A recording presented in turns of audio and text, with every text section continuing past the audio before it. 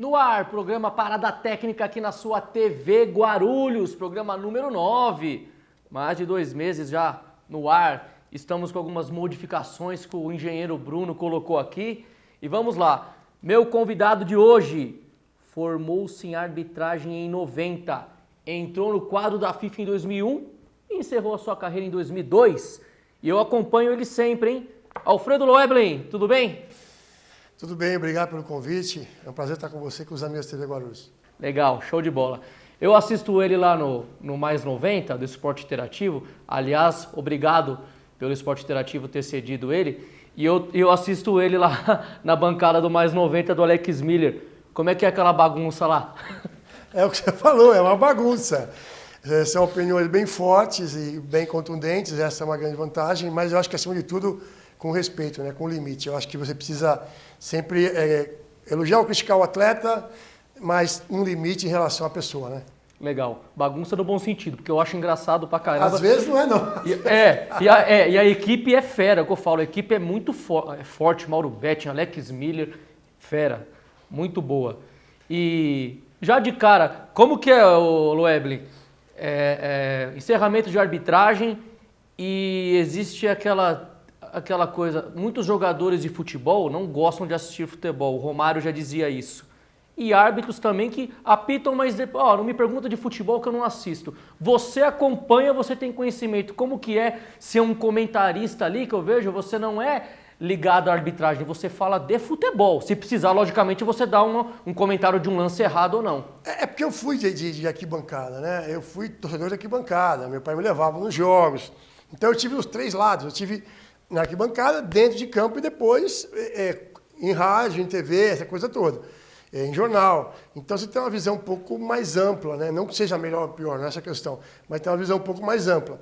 Mas é evidente que você, depois que você sai da arbitragem, você sempre olha o jogo de uma outra maneira. Por mais que você não queira, você olha a colocação do árbitro, você vê o critério do árbitro, você vê a decisão do árbitro, você vai se basear sempre em...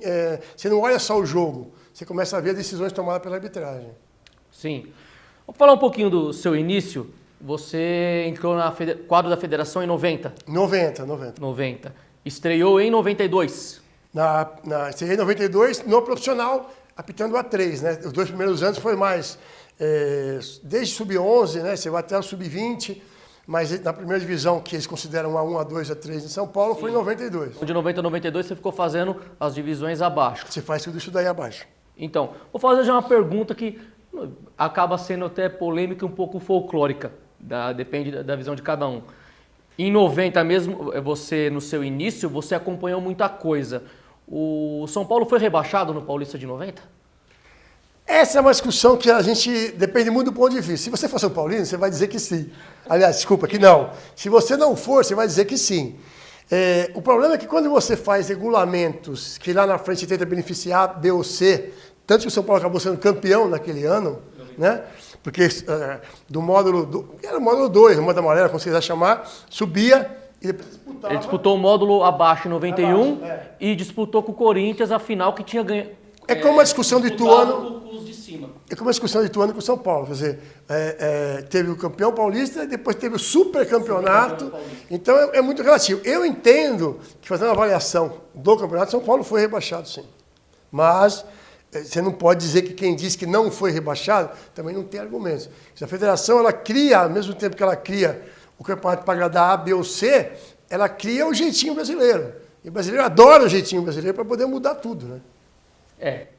E vai passando essas fases. E vira papo de torcedor, né? Vira papo de torcedor, e aí o torcedor, o palmeirense e o corintiano, que já caíram no brasileiro, tem essa defesa também de falar que nunca caiu no estadual e falar que o São Paulo caiu no estadual. E, na verdade, eu considero que o Palmeiras e o Corinthians caíram mais vezes. Porque o Palmeiras e o Corinthians disputaram a taça de prata. Sim, as famosas da década de 80. Exatamente. Então, assim, as pessoas sempre brincam, o Palmeiras caiu 2 vezes, o Corinthians caiu 1. Não. Então faz o seguinte, então são 3 e 2. O que eu acho que isso, quando você cai, e é lógico que é uma mancha na sua história, mas você precisa aprender. Então, quando o time cai uma vez, eu acho que ele cai uma vez e o Palmeiras caiu 2. Então, eu acho que não aprendeu com a primeira. O Vasco, então, Eu vejo que a queda, como alguns times estão flertando há muito tempo com a queda, que é o caso do São Paulo, eu acho que São Paulo está numa linha se balançando faz muito tempo. E eu acho que São Paulo tem tudo para cair nos próximos anos, porque o São Paulo não é mais o exemplo para ser seguido, nem dentro de campo e muito menos das administrações. Né? As diretorias de São Paulo, ultimamente, são muito fracas, amadoras. A briga política no São Paulo hoje, talvez, dos clubes de São Paulo, dos 4 grandes estados de São Paulo, a briga maior política seja dentro de São Paulo. Quer dizer, o Leco é presidente, vai ter uma discussão lá dentro, como é que vai ser a sucessão do São Paulo. O São Paulo vive o que o Palmeiras viveu há 10 anos atrás? Sem dúvida, sem dúvida. E pior, né? O São Paulo tem um projeto muito legal da reforma do Morumbi, que eu acho que é fundamental. Eu estava ajudando, inclusive, no Santos na questão da Arena da Baixada. O Santos precisa acordar para a vida. Você não pode viver da década de 60 e nem dizer que você é grande. Você precisa parecer grande. Então, hoje, quando você fala, você faz um curso, por exemplo, de marketing, eu fiz alguns, de marketing, de gestão esportiva, coisa parecida, eles falam que para ser grande, um time tem que ter 3 coisas juntas. Título, torcida e história. Desculpa, título, torcida e mídia. Então, o Santos tem uma história fantástica. Sim. A mídia começa a pular fora porque não tem torcida. Então, eu lembro de uma entrevista de uma marca de camisa que saiu do Santos, e ela disse, a camisa não vende. E é mais ou menos igual aquela bolacha que você tinha. Quer dizer, o Santos não tem time porque a torcida não vai, ou a torcida não vai porque o Santos não tem time. Aí, essa história de, o Santos é o time que revela. Revela porque precisa revelar, porque não tem dinheiro. Sim. Porque se o Santos tivesse uma condição financeira boa hoje, não tenho dúvida que ele iria ao mercado buscar mais jogadores. O time hoje, que tanto o Corinthians quanto o São Paulo e o Santos têm que ficar atentos, é o Palmeiras. Porque o Palmeiras criou uma gestão de quase 2 milhões, 1 milhão e 800 por jogo, para uma arena que os rivais falam que não é dele, mas não é verdade? E fora isso, a camisa mais pesada que tem, com uma patrocinadora muito forte, que ao invés dos outros clubes ficarem, os torcedores, olha, é lavagem de dinheiro, que não é, deviam torcer para tanto São Paulo, Corinthians e Santos terem um patrocinador forte. Seria muito bom o futebol paulista e o futebol brasileiro. E o Palmeiras é o segundo exemplo de caso certo que dá no Palmeiras. Que a Parmalat também foi um sucesso. Mas era diferente, né? Porque a Parmalat, como era uma cogestão, o Palmeiras não aproveitou o tempo da Parmalat, a partir de 92. O Palmeiras devia se aproveitar e falar, eu tenho aqui uma empresa de porte cuidando do futebol. E ele montar um caixa, montar uma estrutura para quando saísse a Parmalat, o Palmeiras não caísse. Categoria de base não aproveitou, até embora, centros. Exatamente. Quando ela foi embora, levou todo mundo embora, o Palmeiras ficou um hiato absurdo, porque ele não se preparou para aquilo. Quer dizer, os dirigentes sentaram numa formosura. A Crefisa não é uma cogestora. Ela é o quê? Ela é uma patrocinadora, como é a FAM. A camisa do Palmeiras é a camisa mais cara do Brasil. Então, com isso, mas a Leila é torcedora. Lógico que é torcedora. Se eu fosse dono de uma grande empresa, evidente que eu vou olhar para a minha empresa, eu quero colocar numa camisa que venda a minha empresa. Mas se eu sou torcedor e meu clube é um clube forte, eu vou patrocinar o meu clube. Isso é natural. Então, eu acho que o torcedor precisa olhar as coisas, ver o que está errado e tentar mudar. Mas nesse momento aqui, quem precisa acordar para a vida é a torcida do Santos. E falando nisso, o Palmeiras, quando ele perdeu a Parmalat, já conversei com alguns convidados ligados ao Palmeiras, chegou a ter times fortes, mas parece que tinha perdido a confiança. Na verdade, honestamente, eu lembro que eu apitei o pré-Parmalat, apitei o Parmalat, que era muito fácil de apitar, porque ganhava de 5, 6 todo mundo. Eu via dentro de campo o jogador encostar no Edmundo e falar, Edmundo, eu tenho família. É verdade isso daí. Chega, 5-0 tá bom. Virava 5-0 no primeiro tempo. E eu vi isso no Palmeiras e Ferroviária para Cantástico, virou 5-0 para o Palmeiras. O jogador da Ferroviária falou, chega, gente. Já está 5 do primeiro tempo, que é o time dos 100 gols. Mas quando saiu a Parmalat, veio o Mustafa e o famosíssimo bom e barato. Que não pegou legal essa frase. E além de não pegar legal, eu sei de jogadores que ligavam para os jogadores do Palmeiras, vocês não podem ganhar não, hein? Porque se vocês ganharem, vocês vão prejudicar toda a classe, com bom e barato. Tem que mostrar que bom e barato não funciona. Então, olha só. É um negócio de maluco. O time já era ruim. O bom e barato tomava de 4-5 também. Eu lembro de um Corinthians e Palmeiras que foi 4-1, 4-2 para o Corinthians. O Palmeiras foi 4-1 e entregamos a mão para o céu. Não foi na época do racionamento, que tinha que jogar de tarde? Foi isso daí. Você fez esse jogo? Fiz. E o Palmeiras dava dó de ver. Então, foi assim, você não pode partir, é só no futebol brasileiro, você parte de dois anos, você é o principal time do país, o mais rico, o mais forte, e 2 anos depois você está com um time que toma de 4, 5, porque não se preparou para isso. Então nós temos muito que aprender ainda. Acho que o dirigente brasileiro, com algumas exceções, ele é extremamente amador, né? Por isso que eu acho que às vezes o torcedor dirigente é muito perigoso. Então você pega alguns clubes hoje na Europa, já tem uma gestão, tem um presidente, mas ele vira meio uma rainha da Inglaterra. Porque ele faz o quê? Ele contrata um grupo gestor, e não é igual o que o São Paulo está fazendo, porque saía de dentro do São Paulo, é diferente de você pegar de fora, e o cara não quer saber, porque ele, na verdade, ele não está lá como torcedor. Olha, eu sou o vice-presidente de futebol do clube. Ah, mas você tem uma história aqui? Não tenho, mas não tem que ter uma história. Eu tenho que conhecer onde eu vou ganhar dinheiro, onde eu vou investir, como é que eu vou investir na base. Você vai partir de futebol moderno. Dizem que alguns títulos fazem mal, porque o Palmeiras ganhou aquela Copa dos Campeões em 2000, já com o último título da Parmalat, depois ela saiu. E aí ficou essa visão que dava para ser campeão com um time bem abaixo da média. Eu participei daquela Copa dos Campeões, foi em Maceió e João Pessoa. Ganhou do Sport a final. Nós ficamos um mês lá. E isso fez mal pro Palmeiras, que deu a visão que ele poderia montar qualquer time do modo que viesse. O Brasil não ganhou a Copa das Confederações, tomou de 7 depois da Alemanha. Então, algumas coisas... O torneio de mata-mata e o campeonato regional, ele tem esse problema. Ele engana. Ele engana muito. Ah, mas o Corinthians ano passado foi campeão aqui e foi campeão... Mas é uma exceção à regra. Em geral, vamos pegar o futebol carioca. Hoje tem um hiato enorme entre o Flamengo e os demais grandes. Mas é um hiato enorme. Tanto de receita, quanto de time, quanto de clube. Beleza. Aí você vai ver nos últimos anos, quantos outros times ganharam o Campeonato Carioca? Aí chega no Campeonato Nacional, cai a ficha. Entendeu? Então, é uma diferença muito grande. O torneio mata-mata, ele serve para maquiar um pouco a realidade do time. Quem gosta de torneio mata-mata? O dirigente que não tem dinheiro para montar um time competitivo. Ou montar um elenco competitivo. Quando você tem um elenco competitivo, você quer mais que o torneio seja longo. Porque se eu perder... Vamos pegar o exemplo do Palmeiras novamente. O Palmeiras perdeu o Lucas Lima, machucado. Ou machucado não, que é muito forte, mas suspenso. Quem vai entrar? Vai entrar o Scarpa. Mas o Scarpa já é titular. Tá bom, vai entrar o Guerra. Então você vai ter, que foi eleito o melhor jogador da América em 2016. Então é diferente do cara. Chegou a Aguirre no São Paulo, pô, legal. Ele vai montar o time assim, assim, assado, tá legal. Aí no meio do Campeonato Brasileiro vai perder suspensão, a contusão, lá. Quando o cara olha para o banco de reserva, ele tem 1 ou 2 que ele pode confiar, o resto ele chora. Então é difícil fazer futebol sem dinheiro, mas a culpa é dos dirigentes. Exatamente. E falando nisso, como que você vê o cenário dos times do interior? Nesse modelo atual de futebol, de arenas, como que você vê os times do interior? Bom, estão matando o futebol do interior. O futebol paulista, você falou agora há pouco, a década de 90, era um futebol que ele era extremamente forte.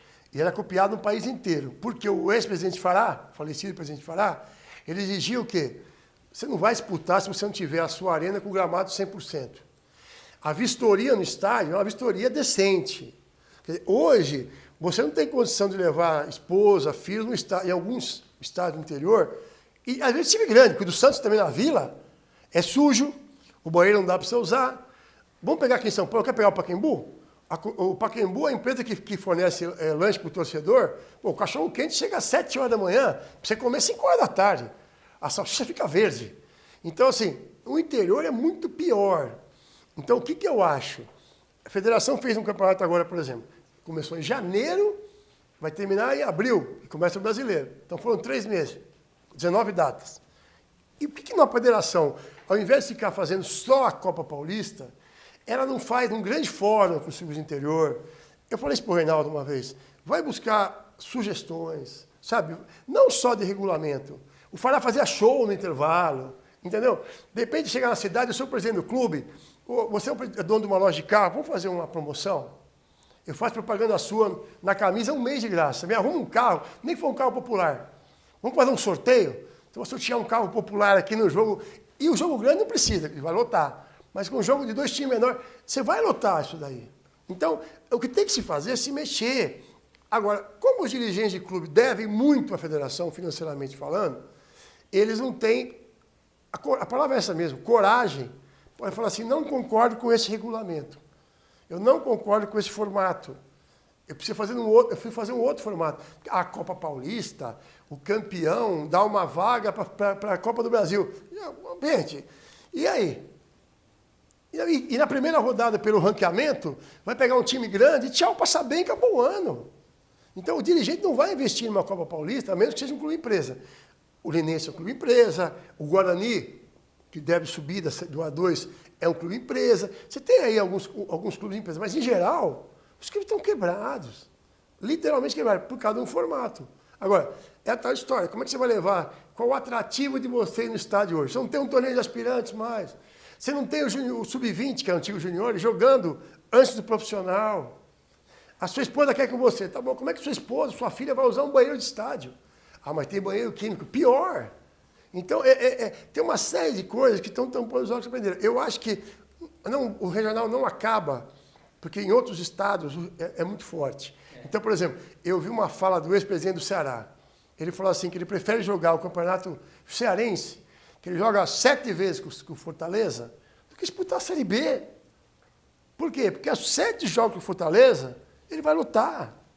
Então nós temos que buscar atrativo. O torcedor, até porque o país está saindo de uma crise, mas está ainda numa crise, ele está cansado, ele quer ver qualidade. Hoje, com a TV fechada, o cara está em casa, ele assiste lá um Real Madrid e PSG, ele não está afim de ir no estádio depois, com todo respeito, assistir Rio Preto e Capivariano.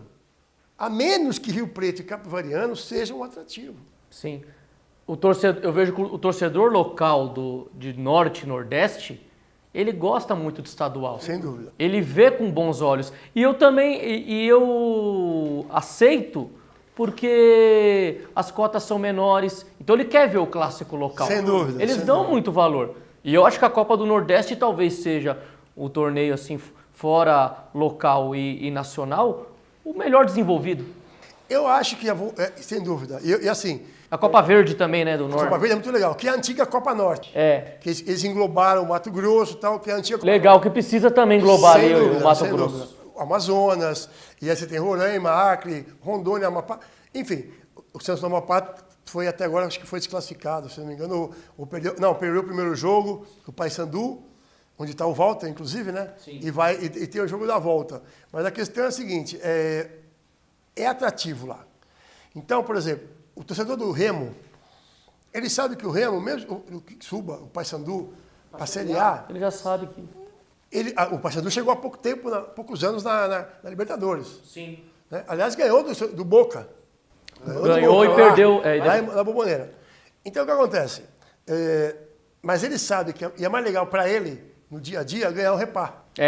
Porque quando ele ganha o Repá, ele vai tirar o saldo do cara do Remo, ou vice-versa.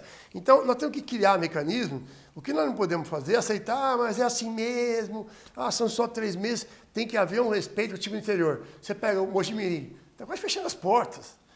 Eu falei com o Osmar, o Cambalhota, falo com ele pelo WhatsApp, e ele estava tá ainda. Só que o último jogo nem teve. Não teve. Já caiu direto. E vai ser rebaixado porque deu WO. E outra, era um dirigente, falecido Wilson de Barros, na década de 90, que era um dirigente mais sério desse futebol. E aí passou para até chegar no Rivaldo, que fez um péssimo trabalho, de passagem, que arrumou uma confusão danada na cidade, porque tirou o nome do Papa João Paulo II do estádio e colocou do pai. É um direito dele, ele tem uma outra religião, a discussão não é essa. Mas você assume um clube de uma cidade, você tem que entender o clube. Por que chegou aquele nome? Ou como é que você vai arrumar confusão com a torcida? Então, existe uma série de coisas que não deram certo. Outros clubes grandes, você vê o Guarani agora, que está uma empresa, que é o pessoal que estava na Tombense, que passou para o Mirassol, agora está no Guarani, agora que ele está se reestruturando. Porque senão, vai para o espaço. Cadê o comercial de Ribeirão Preto? Cadê o 15 de Jaú? Quer dizer, cidades importantes no estado de São Paulo.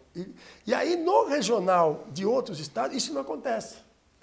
Por quê? Porque, vamos pegar lá o Tiradentes, que já foi era clássico, era o terceiro do estado. Hoje caiu muito, a situação financeira é difícil, mas, pô, pro Tiradentes, ele não vai cair para a Série A2 do campeonato, se tiver A2 do Campeonato Cearense. Então, o regional também tem que ser visto, Ramon, de uma forma bem regionalizada. Você vê o regional regionalizado, mas é isso mesmo. Cada um tem a sua realidade. Eu vou ser bem sincero.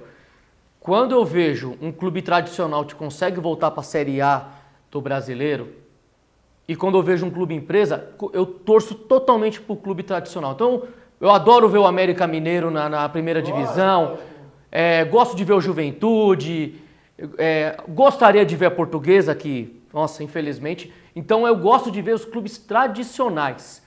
E o Santa Cruz, que é tradicional. Então, quando você vê uma situação de clube empresa ali, como já aconteceu de Grêmio Prudente, Grêmio Barueri, virou Grêmio Prudente, tira espaço também. E voltando um pouco nisso, como é que você vê a situação da Portuguesa? Olha, a culpa é da própria Portuguesa, né? Eu acho assim, são sempre as mesmas pessoas num rodízio nefasto ao clube. Então, sai da Lupa, entrou o Lico. Sai o Lico, volta o Iaúca. Aí sai o Iaúca, volta o da Lupa. E agora pegaram o Alexandre, que é meu amigo, mas não é do ramo. Tem vontade. Vontade, eu também tenho vontade, mas não tenho capacidade para dirigir o Brasil. O Beluso também tinha com o Palmeiras. Tinha, o Tirone. Então, assim, eu entendo que a Portuguesa... Por que ninguém entra e faz uma auditoria das últimas 10 administrações? Me dá a impressão que há uma vontade muito grande da venda da área. Então, me dá uma impressão de uma administração, não só da Alexandre, anteriores, para deixar a terra arrasada. Para chegar, fala em quase 1 bilhão de dívida. A Portuguesa não é grande, foi, mas não é mais. Quer dizer, ontem ainda o Ribeirinho conversava no almoço comigo. Ela chegou a ser quase grande em São Paulo. Não, eu acho que ela foi, porque teve na década Ganhou de 60... 3 paulistas. Na década de 60, ela fazia frente para Corinthians, para Palmeiras, depois começou numa decadência, revelava muitos jogadores. Até 80, 90 também. Vice-campeã brasileira. Foi, mas aí, exatamente, eu acho que aquele título foi o ponto que a Portuguesa começou a fazer uma curva, a declinar ali. E aí, quando você vai ver, acho que faz um mês atrás, teve a eleição do Conselho. Do jeito que está, torcida dando palpite, querendo bater em presidente, você fala o quê? Pô, o Conselho vai ganhar a oposição. Aí ganha a situação. Então, sócio que não paga, um clube que está caindo aos pedaços, infelizmente. Então, assim, mas as pessoas têm carinho pela Portuguesa. Legal. Parece que é uma frase marcada isso. Mas aí, carinho pela Portuguesa. Mas aí fica um negócio que parece... eu tenho que ter carinho pela minha tia. A Portuguesa está na situação que ela está por culpa dela. Então, o Corinthians fez o que fez por ligação com o Messi e tudo mais, tem que pagar sozinho. O Palmeiras, tem que pagar sozinho. O Santos, que eu acho que elegeu muito mal o presidente, eu acho que o Pérez caiu de paraquedas, está perdidinho na presidência, tem que ser sozinho. O São Paulo está numa draga, porque é briga de fulano com ciclano, com Beltrano, está sozinho. Tem que voltar a melhorar sozinho. Então, a Portuguesa não pode. Então, desculpa, me fecha as portas. O que eu acho que o futebol não pode é ser um jogo de caridade. Tá? A história do jogo com jogador irregular. E aí? Parece que o promotor arquivou o processo, ele que disse que tinha prova. Quer dizer, arquivou por quê? Quer dizer, o Brasil é o país do hoje. Né? Qual o fato de hoje? É esse. Daqui 2 semanas... vem um fato novo no futebol, você esquece aquele. Então, se as pessoas realmente tivessem interesse, você vai até o final. A gente precisa de uma lava-jato no futebol também, entendeu? Também. Precisa, porque o negócio é muito sério. Tem muita coisa que o torcedor nem imagina que aconteça. Mas muita coisa. E não é só no futebol brasileiro, é futebol mundial. Você não vai querer me convencer que a FIFA quer uma final de Copa do Mundo... Coreia do Sul, Nigéria. Polônia, não quer. Cara, lógico que não. É isso aí. O papo tá legal, vamos para o primeiro intervalo, daqui a pouco tem mais. Se liga aí, bacana. Voltando, programa Parada Técnica aqui na sua TV Guarulhos. É isso aí. Continuando com o Alfredo Loeblin. Loeblin, agora vamos falar um negócio interessante, você que viveu ali como árbitro. Jogadores chatos e jogadores legais ou que ajudavam a arbitragem? Ah, tem muito chato e tem muitos caras legais, né? Quer dizer assim, hoje ele é muito meu amigo. Mas quando eu comecei a apitar, eu tinha um problema sério com o Ronaldo Giovanelli. Ele era mala, eu também era chato, então assim, ele estava no Corinthians, eu estava no começo de carreira, ele já era o Ronaldo, então ele dava umas testadas, tudo, e a gente não bicava. E aí, uma vez eu não lembro o que foi que ele falou para mim, que eu falei, eu não vou sossegar enquanto expulsar você umas 2, 3 vezes. E aconteceu. Expulsei uma vez no Corinthians, uma vez na Inter de Limeira, e uma vez, um Fluminense e Paysandu, ele xingou o assistente me chamou e pediu, e falou, me xingou. Ele pelo Fluminense. Pelo Fluminense. Aí expulsei. E na volta, o voo era Belém, Rio, São Paulo. Não tinha muitos voos naquela época, geralmente de Belém para São Paulo. Nós estávamos no aeroporto, tomando café, de repente, cutucaram meu ombro, era o Ronaldo. Aí eu falei, putz, e você pode relatar até 24 horas depois do jogo, né? Eu falei, esse cara vai falar para mim. Ele falou assim para mim, 1, 2, 3, tamo kits agora? Dando risada. Aí eu falei, Ronaldo, tamo kits. E aí ficamos amigos, e depois de um tempo, uma emissora de televisão, um Dia das Mães, convidou a mãe dele para assistir um jogo que ele ia jogar, e a minha mãe, o mesmo jogo que eu ia apitar. E mais a mãe do Ricardinho, enfim, e foi muito legal, elas ficaram amigas, e o Ronaldo é um cara que tem um carinho muito grande para ele hoje. Eu falo sempre para ele que ele é chato, mas é um cara legal. O Evair... O Evair parece que é clássico dos árbitros reclamarem. Ele é meio mala. E aí aconteceu uma coisa, a vida tem umas coisas engraçadas, né? Chorava muito? Ele era chato.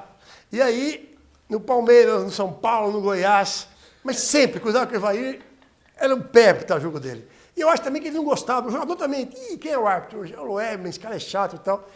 E aí, quando teve as pedidas do Parque Antártica, do antigo, antes de jogar Palmeiras e Boca, jogou o Palmeiras contra o Palmeiras. Eu já não estava mais no quadro da FIFA, mas recebi um convite do Palmeiras para apitar aquele jogo. Os jogadores pediram. Tenho amizade com eles, tudo. Quem pediu foi o Leivinho, o César Maluco e o Ademir Guia. Aí fizemos o jogo. E quando terminou o jogo, quis o destino, que essas coisas do universo, que eu estava saindo de campo pro vestiário, e o Evair vinha em minha direção. Então nós estamos saindo juntos de campo. Aí eu olhei para ele e falei, Evair, nós estamos muito velhos, né, para levar essas coisas para a vida. Acabou. Eu não apito mais, você não joga mais, né? Ele falou, você tem toda a razão. Ali, você desculpa alguma coisa, você também e tal. E a vida seguiu. Ele não deu trabalho nesse jogo amigável? Não. E tem os caras parceiros. Esse jogo ele não deu. Tipo, o Marco, você batia papo com ele o jogo inteiro. Wagner Mancini, ficava eu e o Wagner no meio do jogo. Como aquele cara é ruim, né, Wagner? Como é que é profissional e tal? E era um cara legal. Eu tenho uma boa relação com o Rogério Ceni, sempre tive. Ricardinho. Um cara que todo mundo metia o pau nele, eu tinha uma relação excepcional com ele. Fábio Costa. É mesmo, Fábio Costa? Fábio Costa. Que é o sonho dele de ser presidente do Santos um dia. Ele tá sumido, Fábio Costa. Ele estava no... Eu não lembro o clube que ele estava agora. Ele estava no clube Barbarense, se não tiver enganado. Jogando? Não. Estava como dirigente. Porque faz tempo que Não, eu não ele já vejo parou faz tempo. notícia Mas ele é do dirigente da Fábio Costa. Barbarense. Mas é um cara que sempre foi parceiro. E o Romário? Pô, esse, o Peixe era gente boa demais, né?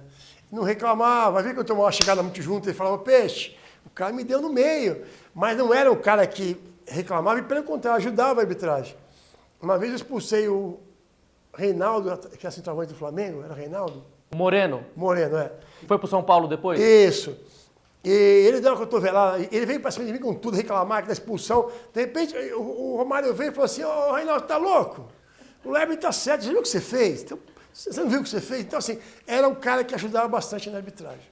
E treinadores? Eu tinha uma excelente relação.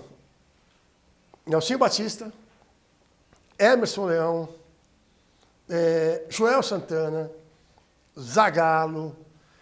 Lucha era uma relação zerada. Não tinha amizade, mas também não tinha antipatia. Tinha uns caras que eram difíceis. Toda vez que tinha autuori.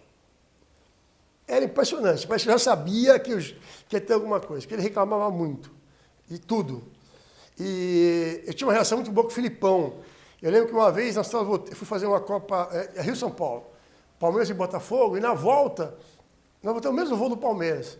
E o Filipão me catou, sentamos para bater papo na sala de embarque, um tempão conversando. Nós fomos embarcar, eu estava bem atrás, ele falou assim, ô, Weber, vem aqui. Eu não lembro quem estava, eu acho que era Murtosa, estava com ele. Murtosa, senta lá atrás, vai. E viemos conversando sobre regras, sobre determinação e tal. Eu tinha uma relação muito boa com ele. Filipão, Copa Rio São Paulo 2000, provavelmente. 2000, Acho que 99 ou 2000.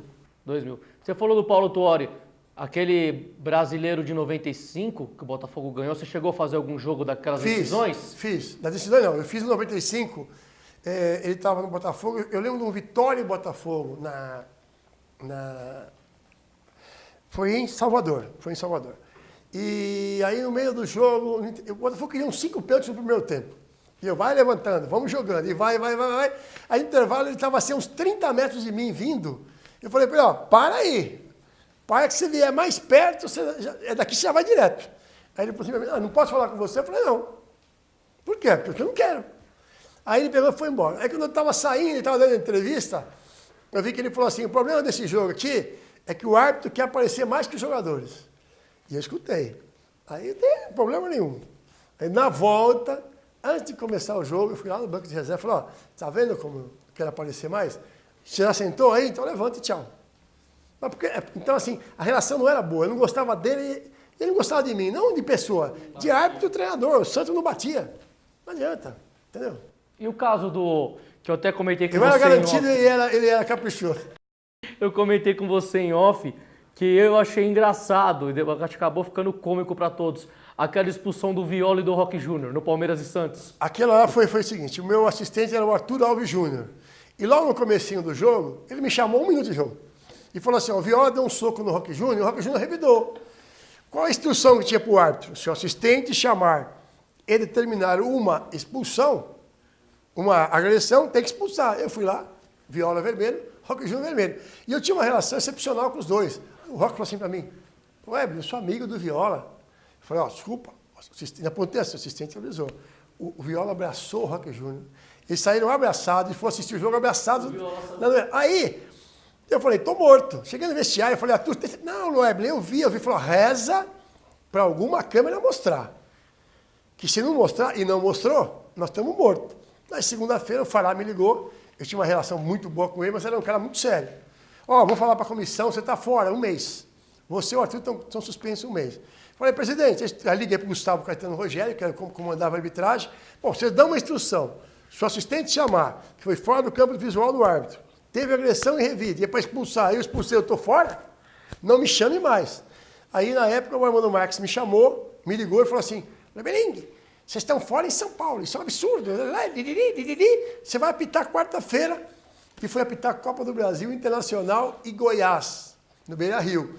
E nós chegamos lá e a imprensa veio babando. Como é que o senhor está vindo aqui apitar se o senhor está suspenso em São Paulo? Então o senhor liga para a CBF e fala com o Armando Marques. Falando em Armando Marques, duro de lidar? Não, porque ele já morreu, ele tem que responder o que ele fez. Entendeu? Para mim não é assim. A pessoa, aqui no Brasil é assim, morreu, virou santo.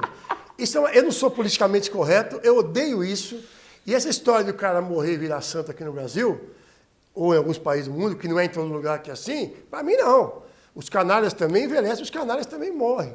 Sim. Então, assim, o que ele fez com a minha carreira, o que ele fez com a carreira do Dacildo Mourão, então morreu, apagou e não é não. E aí como que foi o caso daquela final de 2001 da Série B? Caxias de Figueirense. O jogo não tinha acabado e houve uma invasão de campo por parte da torcida do Figueirense. Nós corremos para o vestiário com o policiamento e eu falei assim, ó, como é que está lá em cima? Não, roubaram todo o uniforme dos jogadores do Figueirense. Ué, qual o problema? Pega o reserva, faltar 2 minutos, nem que vá de branco. Mas roubaram o macho de escanteio. Não precisa ter um macho de escanteio. Bota 2 cabos de vassoura para 2 minutos ali, acabou. Roubaram a rede não é obrigatória. Aí veio a fala de um coronel da PM que falou o seguinte, se o senhor voltar e sair o gol nesses acréscimos, eu não garanto a segurança do senhor e nem de quem está no estádio. Foi até logo para saber. O Figueirense estava ganhando. Estava 1-0. Amigo, cada macaco no seu galho. O cara é comandante de policiamento. E ele fala que não dá garantia. Se eu não termino o jogo, se sair um gol naqueles 2 minutos... Do Caxias, beleza. E aí, nós fomos pro vestiário, fomos pro hotel, e havia uma discussão na cidade, subiu, não subiu, porque o que diz? Naquela época o CBDF, né? Dizia o seguinte, a torcida que for responsável pela invasão de campo, encerramento do jogo, o resultado automático é 2-0 para o outro. E aí nós estávamos no voo, fizemos um relatório, eu, os assistentes, estamos vindo no voo e tal, eu vou relatar isso. Quando cheguei em São Paulo, foi dia 16 de dezembro, a federação já estava fechada, para final de ano. E aí me ligou o Armando Marques. Belinho, você vai escrever o quê? Eu tinha feito um relatório de 3 páginas, direitinho e tal. Ele falou assim, não, isso aí vai dar maior confusão, para quê?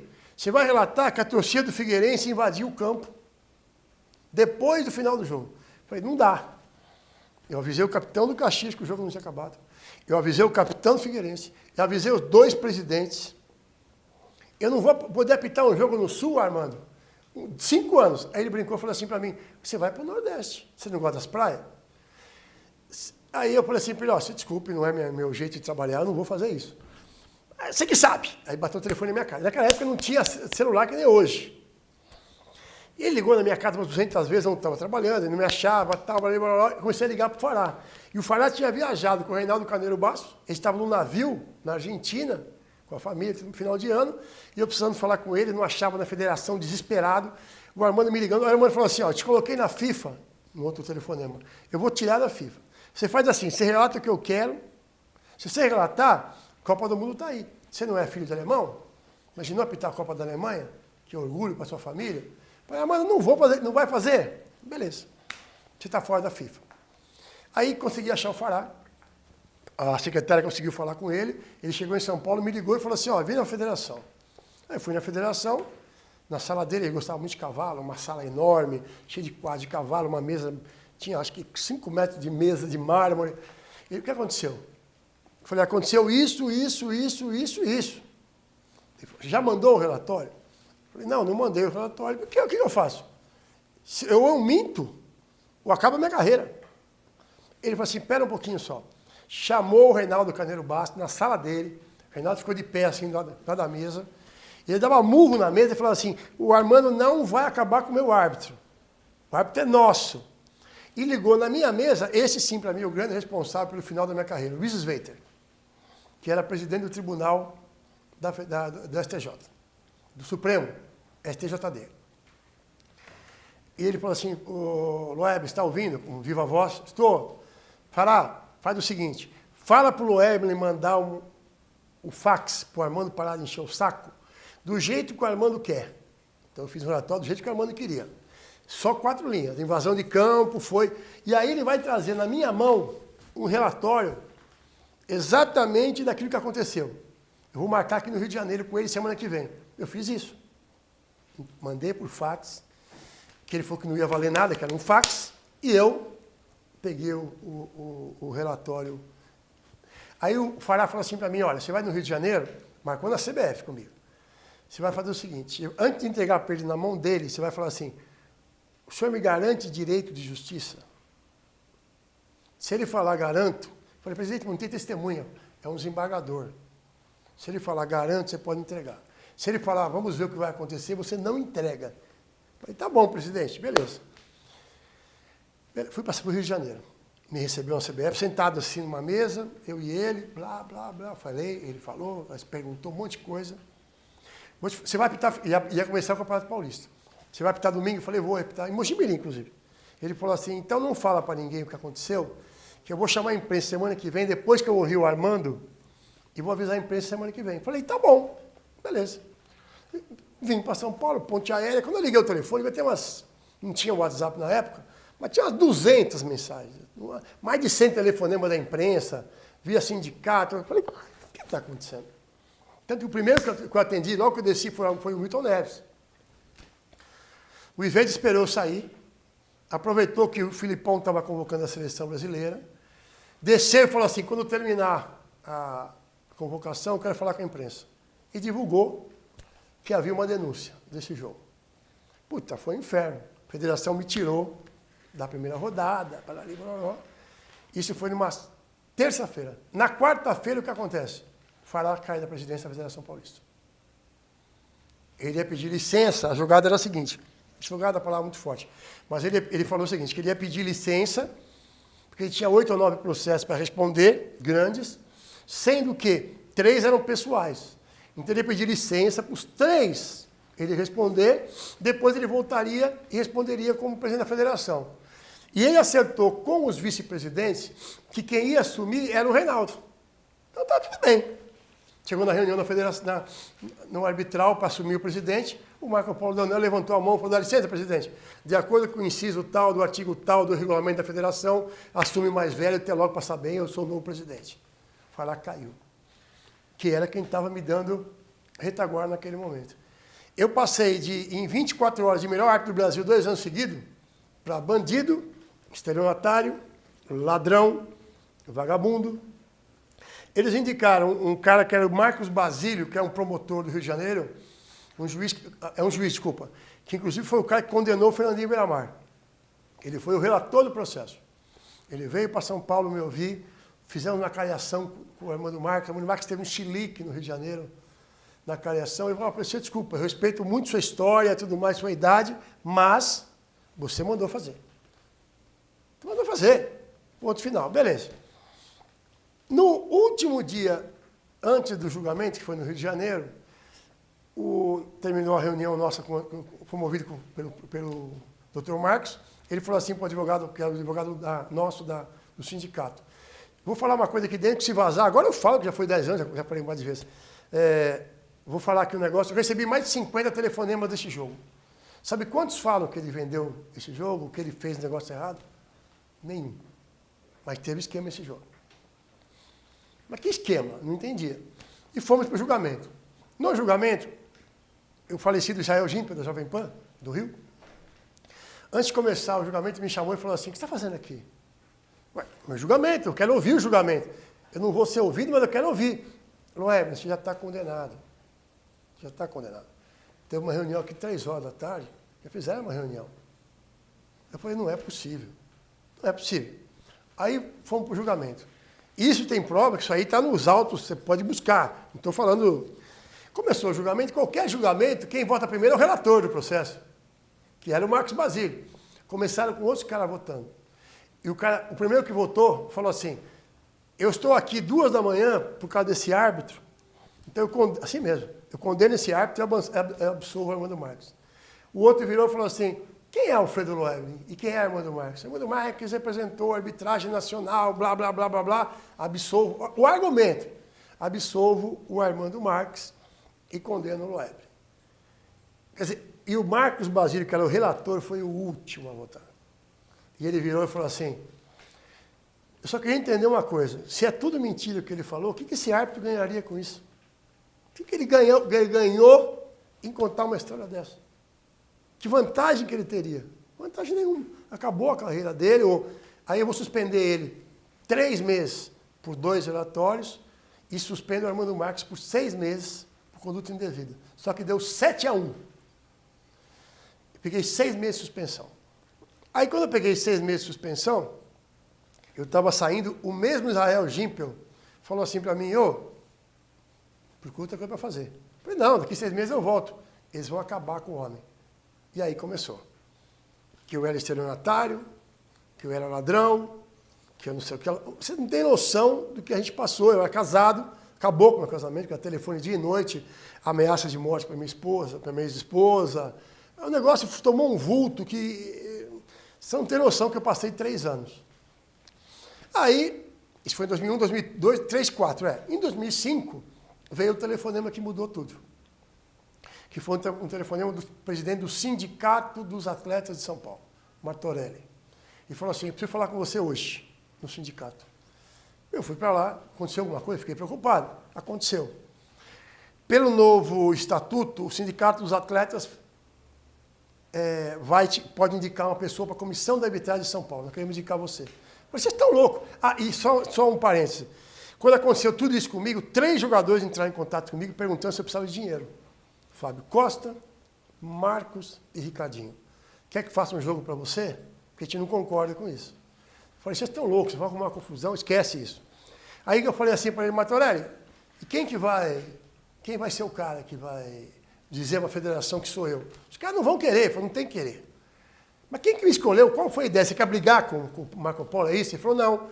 Eu entrei em contato com o Rogério Ceni, com o Ricardinho, com o Marcos, com o Marcelinho Carioca, e tinha mais alguém. Era alguém que era mais alguém do Santos também. Eu acho que era o Renato. E falou assim, nós perguntamos, indica quem? Todos falaram, todos. E depois eu confirmei isso aí com o Marcos, com o Rogério Ceni e com o Fábio Costa. Indicaram o seu nome. Puta, a federação ficou doida. Cheguei na federação sendo tratado como você não tem o inimigo público número 1. Sabe, era uma coisa de maluco. E aí eu fiquei na comissão.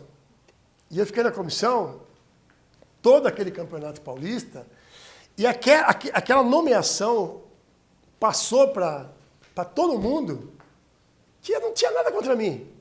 Que na verdade foi criado um factoide ou um fato no Brasil. Você não precisa provar nada.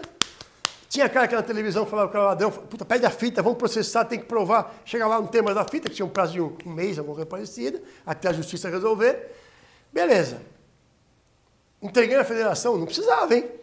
Entreguei aqui, ó, todas as minhas certidões. Vê se eu fui alguma vez processado, protestado.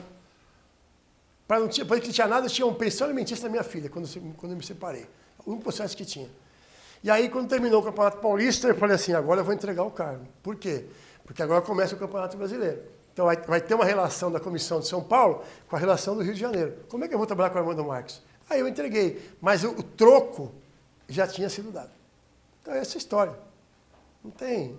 Grande história, hein? Não sei se você já tinha falado isso em algum programa de televisão tão detalhadamente. Porque às vezes você não tem o tempo de falar detalhadamente. Mas olha, eu não tinha noção, acho que de 70%. Foi muito complicado. Foi muito complicado. O que eu passei, só a gente sabe, né? O que me irrita mais foi isso.